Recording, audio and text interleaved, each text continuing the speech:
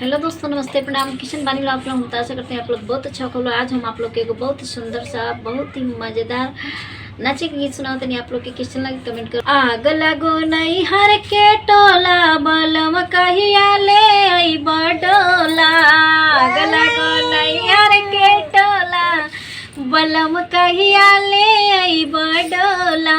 ले आई बडोला हो, ले आई बडोला। आग लगो नहीं हर के टोला, बलम कहिया ले आई बडोला। रतिया में हमरा के आवे ना ओंघाई, रही रही के सेजिया पर लेनी अंगड़ाई। रतिया में हमरा के आवे ना ओंघाई, रही रही के सेजिया पर लेनी अंगड़ाई।